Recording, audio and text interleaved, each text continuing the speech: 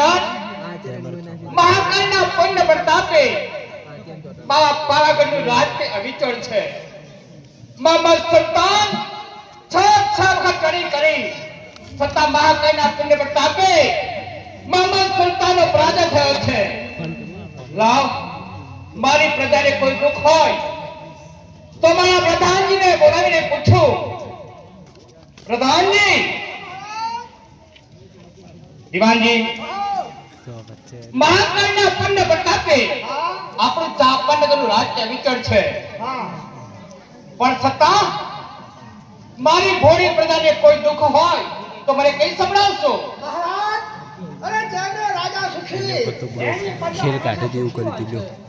હા દીવાનજી, એ તો તમારી વાત સાચી છે કે જેનો રાજા સુખી એને પ્રજા હંમેશા માટે સુખી હોય. દીવાનજી, કન્યા શાળાની અંદર શિક્ષણ કઈ રીતે બન્યું છે? કન્યા શાળાના બાળકોનો અભ્યાસ સારી રીતે થાય છે. દીવાનજી, સત્યને પેદા શા માટે કરે કે ગૌ બ્રાહ્મણની રક્ષણ કરવા માટે. ગૌશાળાની અંદર ગાયોને ઘાસ કઈ રીતે નિરાવ્યું છે? ગાયોને સારી રીતે નિરણ નાખવામાં આવે છે. બરાબર છે દીવાનજી, કારણ કે પ્રજાને કોઈ દુઃખ નથી. મતદાનનો ટાઈમ હતો, આકાશની માથે સૂતો હતો, જ્યારે બહેનો દીકરીઓ તેમ ગરબા ગાતા હોય એના મને અવાજ આવે. એનું શું કારણ? એનું કારણ એ કે આસો મહિનાના નોરતા આવ્યા છે. બહેનો દીકરીઓ એ પોતાના ચોકની અંદર માતાજીના ગરબા ગાય છે, માતાજીને વિનવે છે. ઓ માતાજીના નવલા નોરતા અને મારી પ્રજા માના ગુણગાન ગાય અને મને ખબર ના હોય?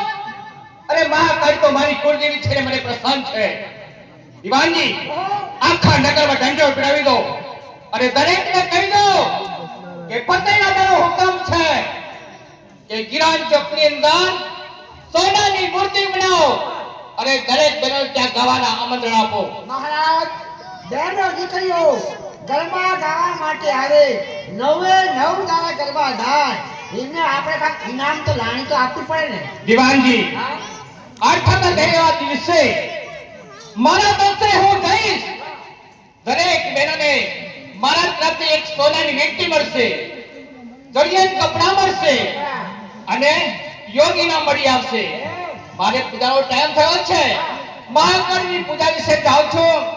આપ નગરમાં જઈને દંડો પીડાવી દો.